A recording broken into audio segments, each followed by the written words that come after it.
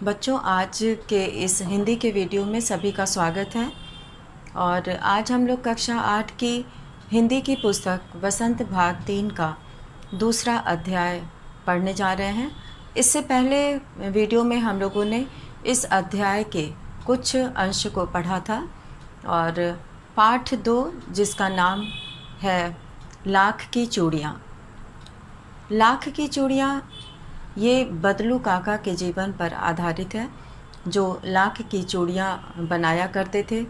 ये उनका पैतृक पेशा था और पूरे गांव में, अपने ही गांव में नहीं बल्कि आसपास के गांव में भी वह लाख की सुंदर चूड़ियों को बनाने के लिए प्रसिद्ध थे। इन्हीं के जीवन पर आधारित ये पाठ, इसमें लेखक ने जो अपने मामा के घर जाया करता था बचपन में, उसने उस बदलू काका के काम करने के तरीके पर बहुत ध्यान दिया और वो क्या करते थे, कैसे करते थे और उनका व्यक्तित्व कैसा था, इन सब के बारे में इस पाठ में वर्णन किया गया है। तो पाठ के प्रारंभ में ये बताया गया कि बदलू काका गांव में अपने घर में कहाँ पर बैठकर कार्य करते थे और लेखक जब अपने मामा के घर जाता था तो वैसे तो उन्हें मामा, बदलू मामा कहकर बुलाना चाहिए था, लेकिन और बच्चों का सुनकर लेखक भी उनको बदलू काका ही कहते थे।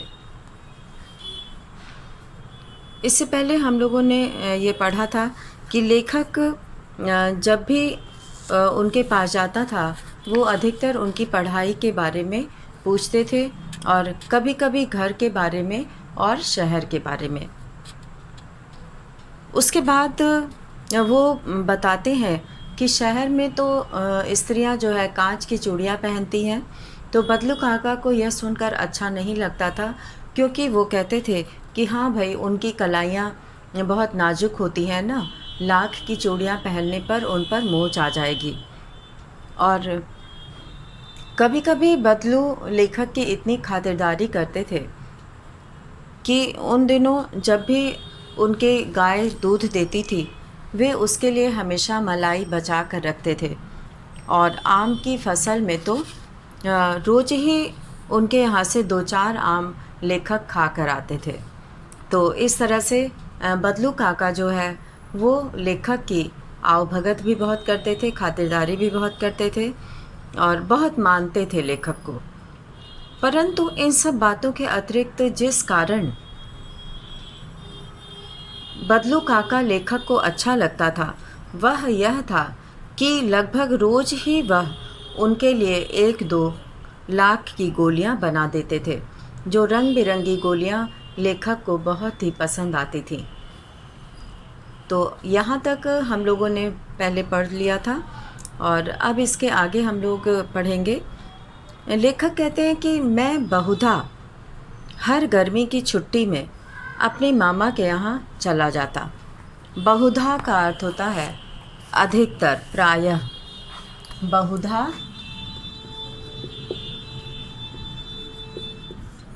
बहुधा का अर्थ होता है प्रायः। प्रायः मतलब अधिकतर।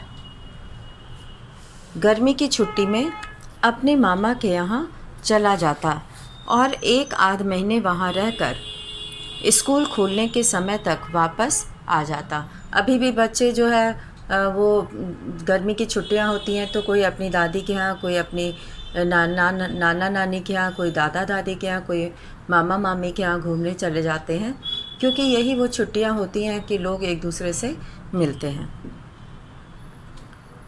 1-8 महीने का अर्थ है 1 महीना या आधा महीना, 15 दिन।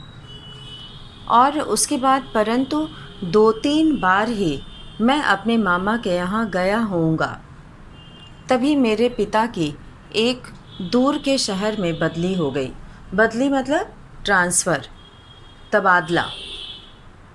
और एक लंबी अवधि तक, अवधि कहते हैं समय को,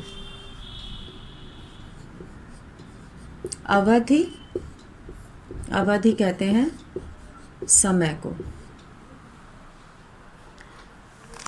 और बदली का अर्थ होता है ट्रांसफ़र, स्थानांतरण, तबादला। तो एक लंबी अवधि तक मैं अपने मामा के गांव न जा सका। लेखक अभी जो है अपने मामा के यहाँ 2-3 बार ही गया होगा, और उसके बाद उनके पिताजी का जो है तबादला हो गया दूसरे शहर में। और तब लगभग 8-10 वर्षों के बाद जब मैं वहाँ गया, अब लेखक जो है जब उसके पापा वहीं रहते थे तो पास में पड़ता था, तो वो हर गर्मी की छुट्टी में अपने मामा के यहाँ चला जाता था। लेकिन जब उसके पिताजी का ट्रांसफ़र हो गया और बहुत दूर चले गए, तो वहाँ से मामा के घर जाना मुश्किल होता था, दूर था, और इसलिए वह नहीं जा पाता था। और 8-10 वर्षों में, उस समय लेखक बड़े भी हो गए होंगे, तो 8-10 वर्षों के बाद जब मैं वहाँ गया तो इतना बड़ा हो चुका था कि लाख की गोलियों में मेरी रुचि नहीं रह गई थी। रुचि यानी कि उसकी इच्छा, जो बचपन में जो गोलियाँ उसे इतनी भाती थीं, इतनी सुंदर लगती थीं, और वो उसी के लिए बदलू काका के पास जाया करता था। और अब 8-10 वर्षों बाद उन गोलियों में उसकी कोई रुचि नहीं रह गई। अतः गांव में होते हुए भी कई दिनों तक मुझे बदलू का ध्यान न आया। गांव में होते हुए भी कई दिनों तक लेखक को बदलू का कुछ ध्यान नहीं आया। उसे जो बचपन में दौड़ दौड़ के जाया करता था, वहाँ बैठा करता था पूरे दिन, और इस समय उन्हें बिल्कुल ही नहीं ध्यान आया, क्योंकि इतने साल बीत चुके थे। इस बीच मैंने देखा कि गांव में लगभग सभी स्त्रियां, इस बीच लेखक ने ध्यान दिया कि गांव में सभी स्त्रियां कांच की चूड़ियां पहने हैं। विरले ही हाथों में मैंने लाख की चूड़ियां देखीं। विरले का अर्थ है बहुत कम। विरले मतलब कम।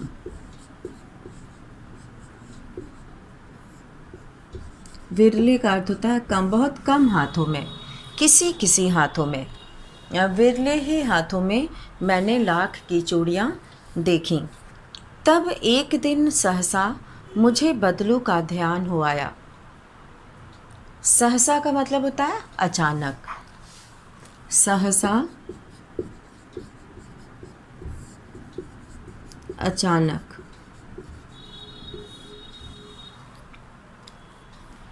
अचानक एक दिन उसे बदलू का ध्यान हो आया। उसे याद आ गई। बात यह हुई कि बरसात में, और याद आने का एक वजह भी थी कि उसे बदलू काका की कैसे याद आई, क्योंकि वो कारण भी चूड़ी से ही संबंधित था। इसीलिए लेखक को बदलू काका का ध्यान हो आया। और वो बताते हैं लेखक कि एक दिन सहसा मुझे बदलू का ध्यान हो आया। इसकी वजह यह थी, बात यह थी हुई कि बरसात में मेरे मामा की छोटी लड़की आंगन में फिसल कर गिर पड़ी। उसके हाथ की कांच की चूड़ियाँ टूटकर उसकी कलाई में घुस गई और उससे खून बहने लगा। मेरे मामा उस समय घर पर न थे। मुझे ही उसकी मरहम पट्टी करनी पड़ी। तभी सहसा मुझे बदलू का ध्यान हो आया और मैंने सोचा कि उससे मिल आऊं।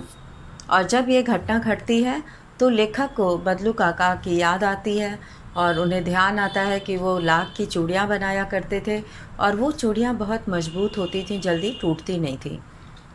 अतः शाम को मैं घूमते घूमते उनके घर चला गया। उसके घर चला गया बदलू काका के, और बदलू वहीं चबूतरे पर नीम के नीचे एक खाट पर लेटा था, जहाँ पेड़ के नीचे बैठकर वो पहले लाख की चूड़ियाँ बनाया करता था। वो उस पेड़ के नीचे एक खाट पर लेटा था। नमस्ते बदलू काका, मैंने कहा। तो नमस्ते भैया, उसने मेरी नमस्ते का उत्तर दिया और उठकर खाट पर बैठ गया। खाट मतलब चारपाई। परंतु उसने मुझे पहचाना नहीं। अब बहुत दिन बाद लेखक बदलू काका के घर गए थे, तो उन्होंने उनका आदर किया, सम्मान किया, नमस्ते किया, और बदलू काका ने भी उठकर खाट से उठकर उनको नमस्ते का उत्तर दिया, नमस्ते भैया कहकर। परंतु उसने लेखक को पहचाना नहीं और देर तक मेरी ओर निहारता रहा। निहारना मतलब देखना,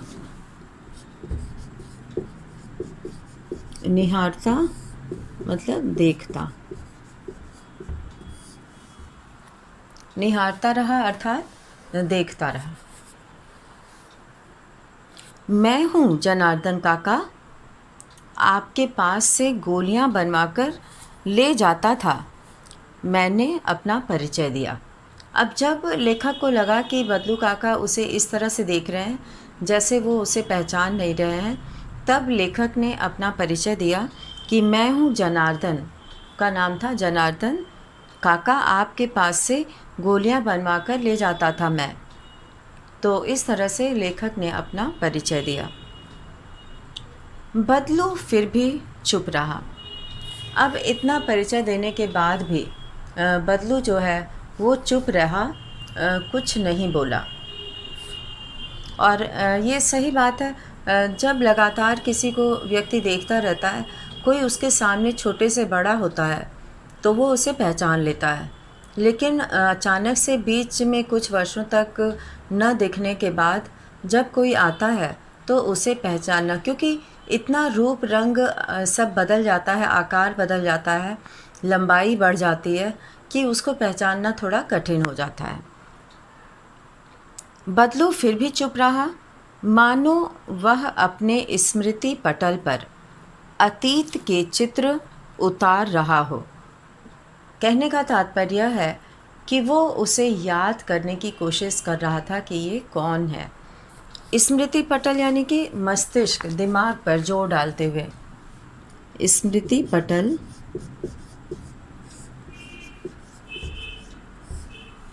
स्मृति पटल यानी कि मस्तिष्क, मस्तिष्क या दिमाग।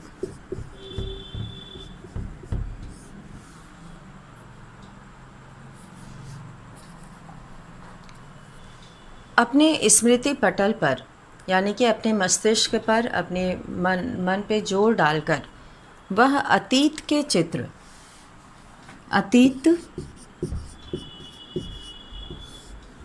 बीते दिन, अतीत कहते हैं बीते दिन को,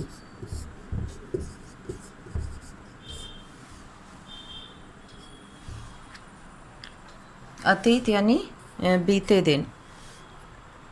तो अतीत के चित्र उतार रहा हो, यानी कि वो पहले कैसा दिखता था, कौन था, उसकी आवाज़ से उसे देखकर वह उसे पहचानने की कोशिश कर रहा था। मानो वह अतीत के चित्र उतार रहा हो, और तब वह एकदम बोल पड़ा कि आओ आओ लला बैठो, क्योंकि लेखक उसे लला कहकर बुलाते थे। तो वो उसको जब पहचान लेते हैं कुछ देर देखने के बाद और सोचने के बाद, तब वो कहते हैं कि अरे आओ आओ लला बैठो, बहुत दिन बाद गांव आए। वो कहते हैं कि तुम बहुत दिन बाद, उनको ये याद था कि ये बहुत समय से नहीं आ रहे हैं, तो वो कहते हैं कि बहुत दिन बाद तुम गांव आए। हाँ, इधर आना नहीं हो सका काका, मैंने चारपाई पर बैठते हुए उत्तर दिया। तो लेखक उनको बताते हैं कि इधर बीच हमारा आना नहीं हो पाया, और वह लेखक भी चारपाई पर बैठते हैं। कुछ देर फिर शांति रही। अब इतने सालों बाद लेखक जो है बदलू काका के घर गए थे, काफ़ी कुछ बदल चुका था, वहाँ का वातावरण भी पहले जैसा नहीं दिख रहा था, और इसीलिए लेखक को भी नहीं समझ में आ रहा था कि वो क्या पूछे। और बदलू काका भी समय के साथ जो है, उनके साथ जो होता है उसके कारण उनकी भी स्थिति बहुत अच्छी नहीं रहती है। कुछ देर फिर शांति रही, कोई कुछ नहीं बोल रहा था। मैंने इधर उधर दृष्टि दौड़ाई। इधर उधर होना चाहिए, यहाँ पे इधर इधर दृष्टि दौड़ाई, इसकी जगह इधर उधर यानी कि यहाँ वहाँ। दृष्टि दौड़ाना मतलब कुछ ढूंढने का प्रयास करना। दृष्टि दौड़ाना,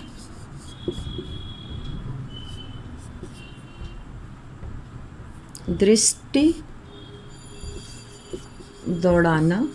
दौड़ाई लिखा है लेकिन यहाँ हम दौड़ाना लिख रहे हैं। दृष्टि दौड़ाने का अर्थ समझाने के लिए, दृष्टि दौड़ाना यानी कि कुछ ढूंढने का प्रयास करना।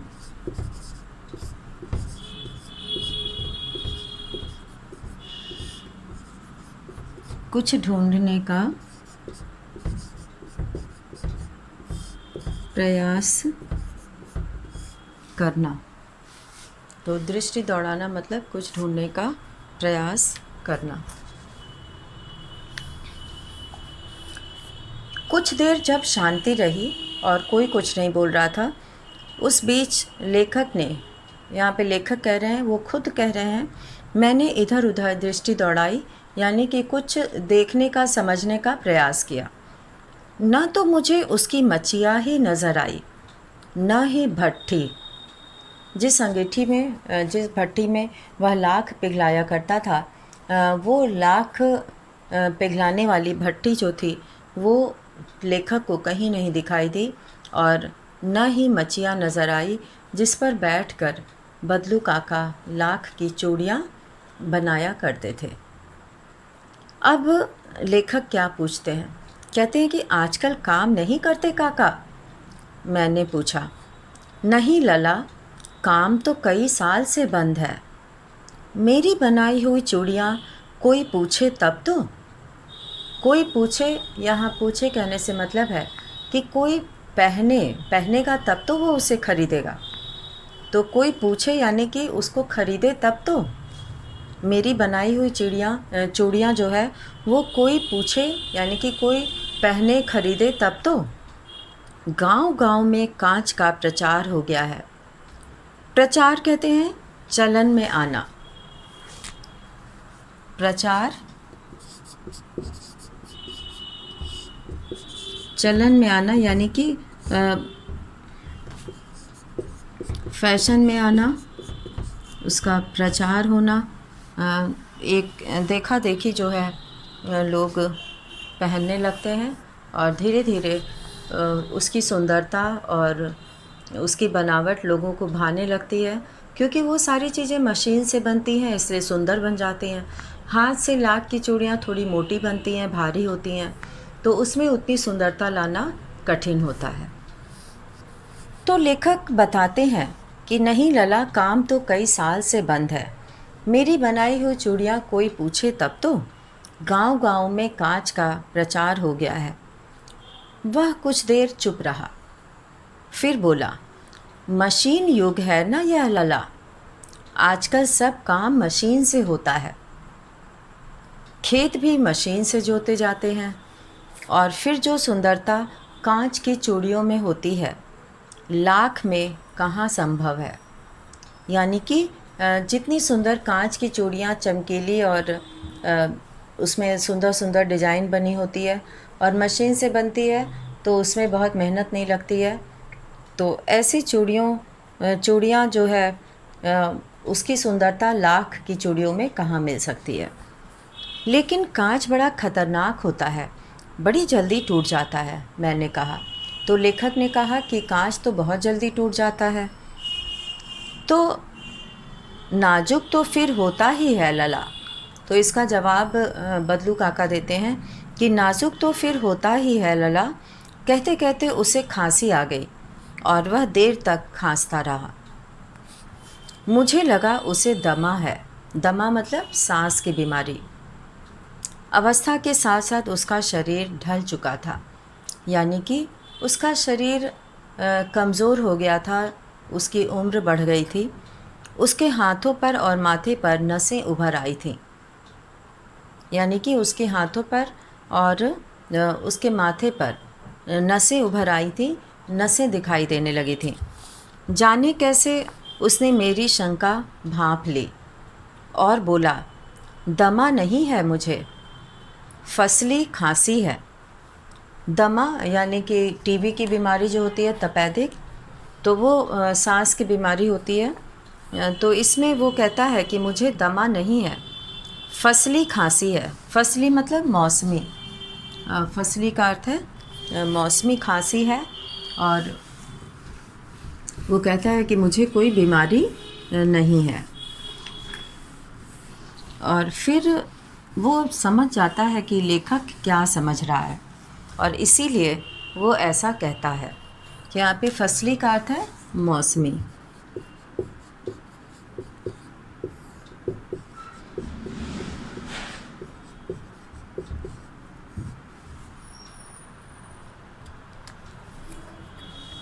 फसली का अर्थ है मौसमी। वो कहता है कि मुझे मौसमी खांसी है, यही महीने 2 महीने से आ रही है, 10-15 दिन में ठीक हो जाएगी।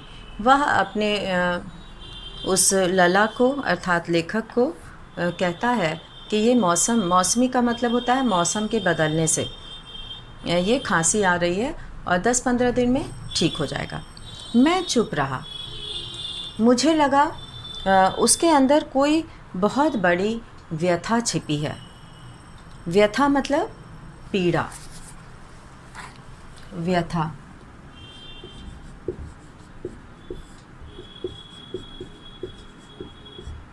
व्यथा का अर्थ होता है पीड़ा। तो लेखक को लगा कि उसके अंदर कोई बड़ी व्यथा छिपी है। मैं देर तक सोचता रहा कि इस मशीन युग ने कितने हाथ काट दिए हैं।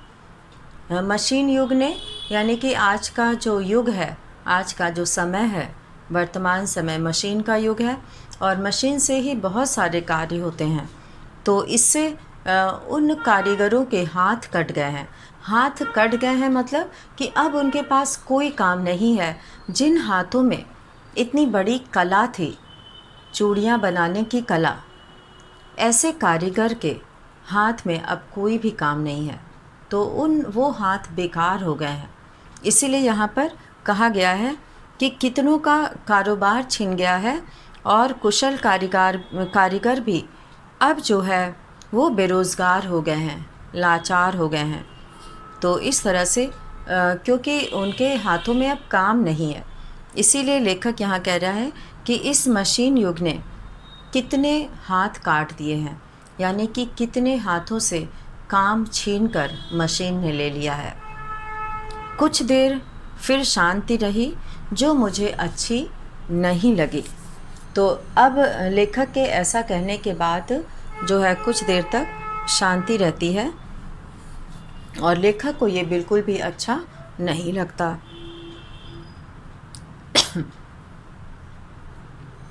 आम की फसल अब कैसी है काका? कुछ देर पश्चात मैंने बात का विषय बदलते हुए पूछा।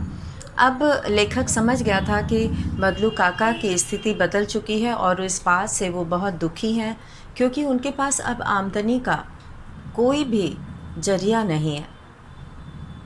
तो लेखक बात को बदलते हुए विषय बदल देते हैं। कहते हैं कि आम की फसल अब कैसी है काका? और कुछ देर बाद पश्चात मैंने बात का विषय बदलते हुए पूछा।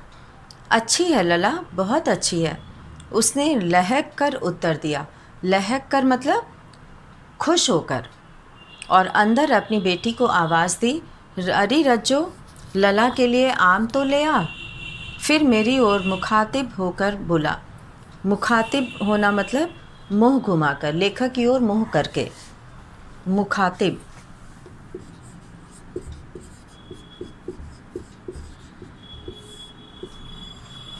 मुँह घुमाकर।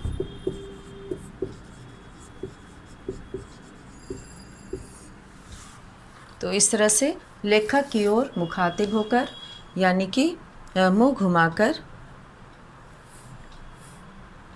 बोला, माफ़ करना लला, तुम्हें आम खिलाना भूल गया था। नहीं काका, नहीं नहीं काका, आम तो इस साल बहुत खाए हैं। वो कहते हैं, लेखक कहते हैं कि नहीं नहीं काका, आम तो इस साल बहुत खाए हैं, वाह वाह, बिना आम खिलाए कैसे जाने दूंगा तुमको। तब बदलू काका कहते हैं कि बिना आम खिलाए मैं कैसे तुमको जाने दूंगा, कैसे जाने दूंगा तुमको। तो इस तरह से यहाँ पर लेखक जो है अपनी बेटी को आम खिलाने के लिए, लाने के लिए कहते हैं। अब आगे क्या होता है। मैं चुप हो गया। जब लेखक ने बदलू काका ने ऐसा कहा तो वो चुप हो गए और मुझे वे दिन याद हो आए जब वह मेरे लिए मलाई बचाकर रखता था। गाय तो अच्छी है न काका, मैंने पूछा। गाय कहाँ है लला, 2 साल हुए बेच दी, कहाँ से खिलाता। यानी कि गाय को भी खिलाने के लिए उनके पास कुछ भी नहीं था, इसीलिए उन्होंने गाय बेच दी। इतने में रज्जो उसकी बेटी अंदर से एक डलिया में ढेर से आम ले आई। यह तो बहुत है काका, इतने कहाँ खा पाऊँगा, मैंने कहा। वाह वाह, वह हंस पड़ा। शहरी ठहरे ना, मैं तुम्हारी उम्र का था तो इसके चौगुने आम एक बखत में खा जाता था, यानी कि एक समय में खा जाता था। आप लोगों की बात और है, मैंने उत्तर दिया। अच्छा बेटी, लला को 4-5 आम छाँट कर दो। सिंदूरी वाले देना, देखो लला कैसे हैं। इसी साल यह पेड़ तैयार हुआ है। रज्जो ने 4-5 आम अंजलि में लेकर मेरी ओर बढ़ा दिए। आम लेने के लिए मैंने हाथ बढ़ाया तो मेरी निगाहें एक क्षण के लिए, तो वो लेखक कहते हैं कि मेरी निगाह एक क्षण के लिए उसके हाथों पर ठिठक गई। गोरी गोरी कलाइयों पर लाख की चूड़ियाँ बहुत ही फब रही थी मतलब सुंदर लग रही थी। बदलू ने मेरी दृष्टि देख ली और बोल पड़ा। यही आखिरी जोड़ा बनाया था ज़मींदार साहब की बेटी के विवाह पर। 10 आने पैसे मुझको दे रहे थे। मैंने जोड़ा नहीं दिया, कहा शहर से ले आओ। तो बदलू काका ने ये अंतिम जोड़ा बनाया था जो उनकी बेटी पहनी थी, और उन्होंने ज़मींदार की बेटी के लिए बनाया था, लेकिन ज़मींदार ने बहुत कम पैसे में उसे ख़रीदना चाहा, लेना चाहा, जिससे कि बदलू काका बिल्कुल ही देने को तैयार नहीं हुआ, क्योंकि ये उसकी सही कीमत नहीं थी। कहा शहर से ले आओ, और ज़मींदार को कहा बदलू काका ने कि इतने कम पैसे में वो नहीं देंगे, तो कहा कि शहर से ले आओ, यानी कि शहर जाकर लाख की चूड़ियाँ ले आओ। मैंने आम ले लिए और खाकर थोड़ी देर पश्चात चला आया। मुझे प्रसन्नता हुई कि बदलू ने हार कर भी हार नहीं मानी थी। उसका व्यक्तित्व कांच की चूड़ियों जैसा न था कि आसानी से टूट जाए। यहाँ पे बदलू काका के व्यक्तित्व की बात हो रही है, उनके व्यक्तित्व की पहचान की बात हो रही है। लेखक को इस बात की खुशी थी कि इतनी मेहनत से, इतने परिश्रम से बनाने के बाद, लाख की चूड़ियों का जोड़ा बनाने के बाद, ज़मींदार जो कि धनवान होते हुए भी उसका सही मूल्य नहीं दे रहा था। तो बदलू काका भी अपने स्वाभिमान में, उनको अपनी मेहनत, अपने काम पर इतना गर्व था, वो नहीं चाहते थे, वो चाहते थे कि इसकी उन्हें सही कीमत मिले, जो उसकी कीमत है। और ज़मींदार ने ऐसा नहीं किया तो बदलू ने भी हार नहीं मानी, वो भी झुकने को तैयार नहीं थे और कहा कि शहर से अपनी बेटी के लिए जोड़े ले आओ। तो इस तरह से उनके इस व्यक्तित्व से लेखक बहुत प्रसन्न होते हैं और वो कहते हैं कि हार कर भी बदलू काका ने हार नहीं मानी, और उनका व्यक्तित्व कांच की चूड़ियों जैसा नहीं है। कांच की चूड़ियाँ ज़रा सी भी अगर ठोकर लगती है, ज़रा सी भी उसमें धक्का लगता है तो वो टूट जाती हैं, और वो टूटने के बाद चुभने लगती हैं। चुभने का बहुत डर रहता है उसमें। तो इसीलिए लेखक बदलू काका के व्यक्तित्व की तुलना कांच की तरह नहीं है। उन्होंने कहा कि जो आसानी से टूट जाए, वो लाख की चूड़ियों की तरह ही उनका व्यक्तित्व भी मजबूत है और वो अपने इस व्यक्तित्व की पहचान बनाए रखते हैं।